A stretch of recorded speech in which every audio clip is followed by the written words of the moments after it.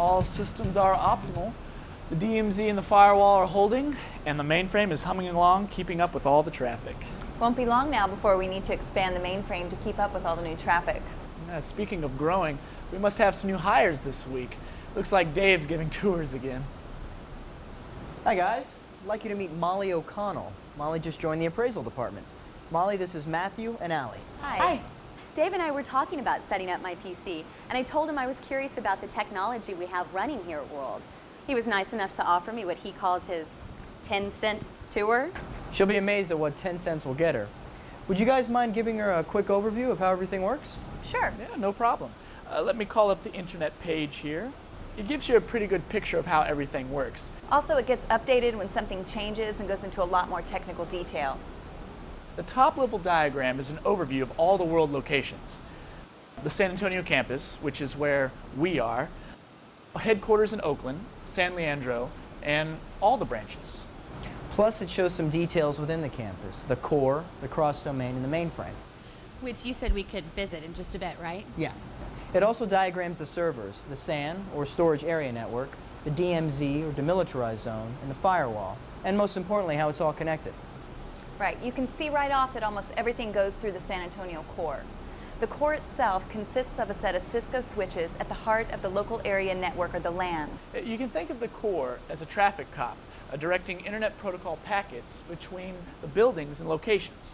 That's a lot of important data going through one intersection. What happens if the core goes down?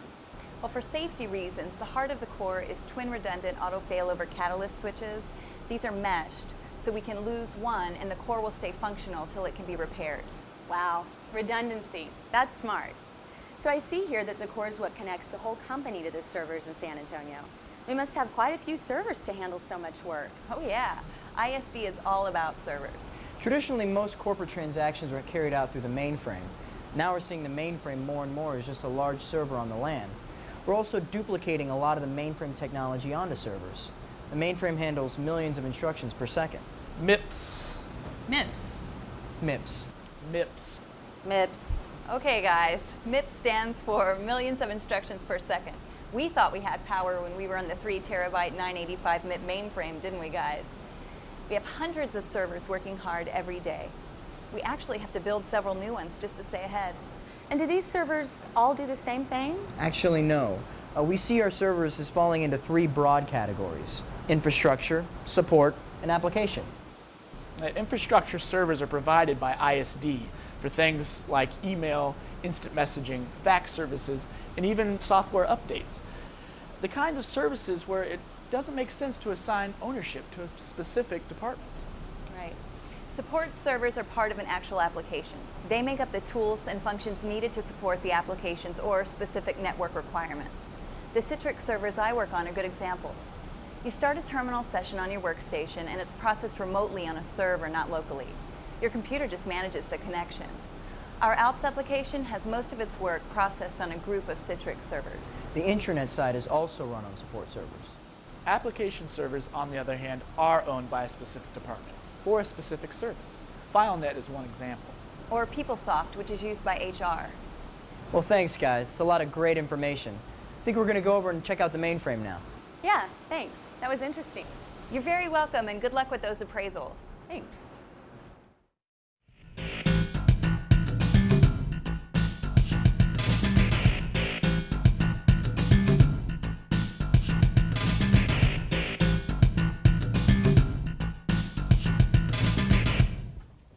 So that was the room that houses our mainframe. Felt like a refrigerator in there. And now that's the main platform for our most critical applications. Absolutely. The mainframe controls all of our major corporate applications: deposits, loan service, financial systems, payroll, HR. Ah, payroll. We want to make sure that's connected. Definitely. We have what's called an open systems adapter that connects the mainframe to the core. It's basically just an Ethernet adapter for the mainframe.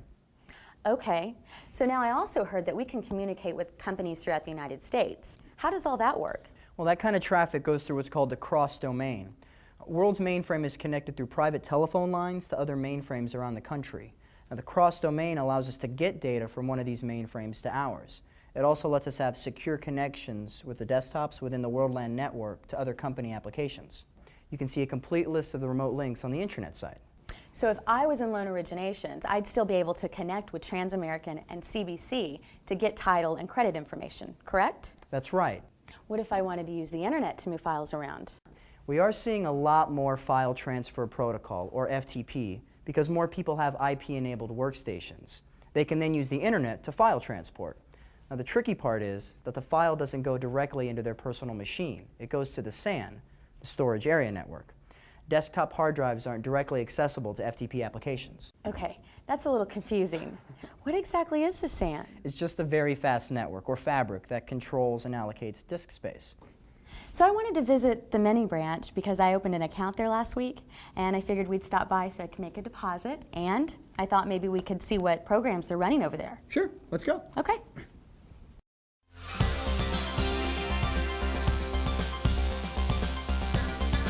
Hi, I'd like to deposit these checks, please. Great. During World's branch modernization project, branch servers were upgraded to brand new small office servers. So I assume all the branches have the same setup. That's right, it's a standard software configuration. CellStation is the main application that handles teller transactions and new accounts. Okay, I can remember that. So what happens to my transaction while I'm waiting for my receipt? Well, first Catherine here enters into the system. It then travels on the frame relay network and enters the core. Now the savings transaction then heads for the mainframe, which runs our savings application program, where it gets processed and recorded. Once this happens, a response is sent back to the savings branch. Here's your receipt. Is there anything else I can do for you? Yes, there is. Can you tell me if you have secure internet access here at this branch? We sure do. All the branches have both internet and intranet access. We have a terminal server farm here in San Antonio that's used to make sure that our interface with the internet has the most current security patches. That's good to know. Actually, there is a server located in each loan center to support the primary management and data archiving of that location. The loan centers also access the ALPS loan origination application that's run using Citrix on their own server farm here in San Antonio. Well, I guess it's easy to take it for granted until you realize how much is really going on behind the scenes. Well, thanks again, Catherine. My pleasure.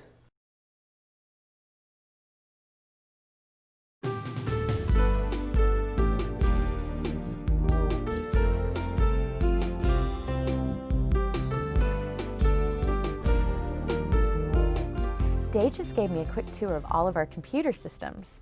I'm impressed at how we're connected to all the branches and loan centers. You know, we're also connected to HQ in San Leandro. Both sites have lots of end users, servers, and switches. You mean they have their own core? That's right. If you take a look at the graphic on the Technology Overview page, you see that it's kind of a circle or triangle among San Leandro, Oakland, and San Antonio.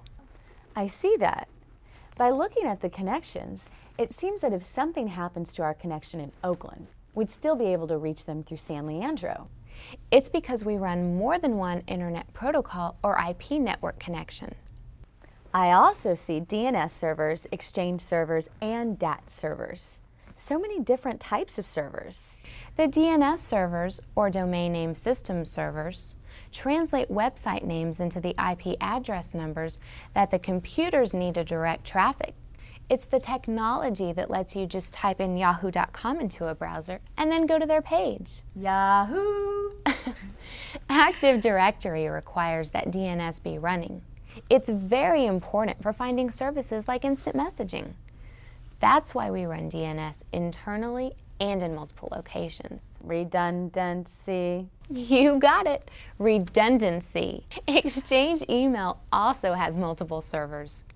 When we send an internal email to Oakland, our servers are smart enough to send it across the LAN, not out into the internet.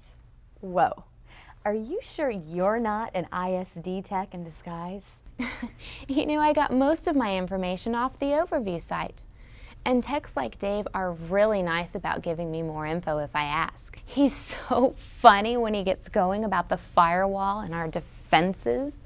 Alrighty. Well, he'll be here soon, so I'm gonna have to ask him about that.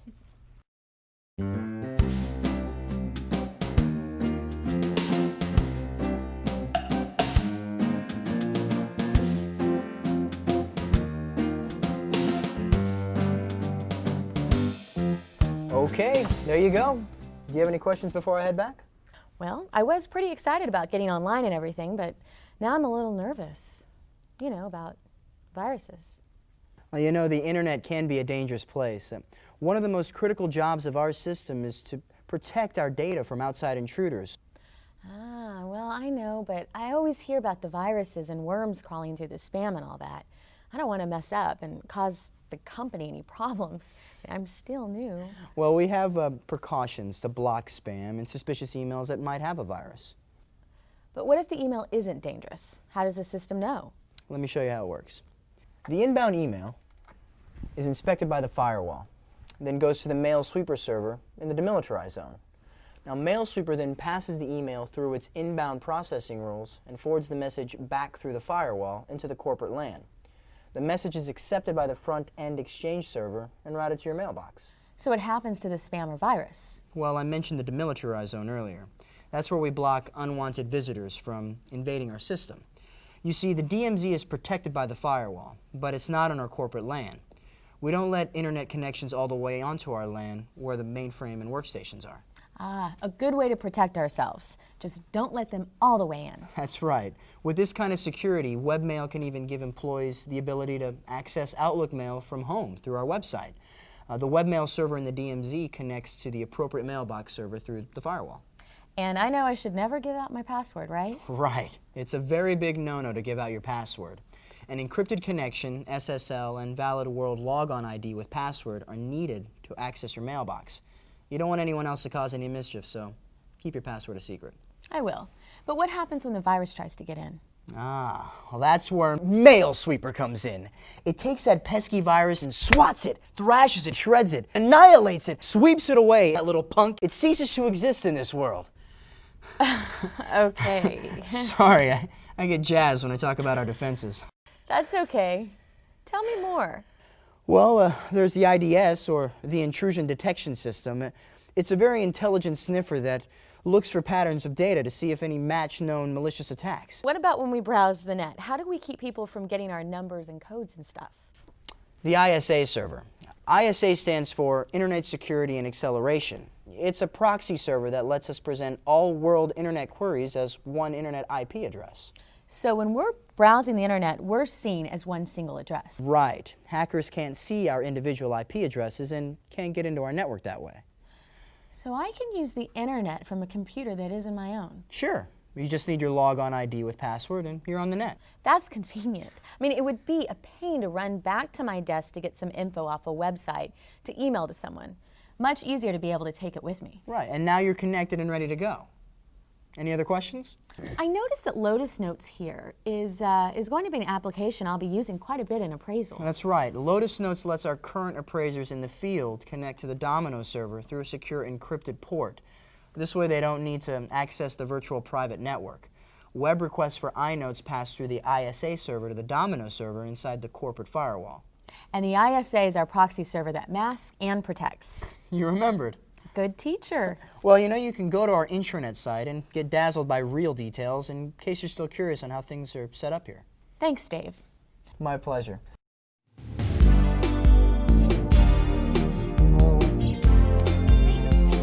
I noticed you didn't take lunch today. Was it really busy for you? No, I stayed to finish my online loan application. I'm ready to buy a house, and I decided to get my loan from World. So you're doing it over the internet. Yep, it's a secure transaction. After Dave explained some of our defenses for me, I'd feel pretty secure too. How quick is it? Well, my employee loan application entered the system through the World Savings website on the internet. It went to the DMZ, then the firewall, and then the core. It would have landed in Prospect Workstation, owned by Internet Loan Origination. So what happens to it then?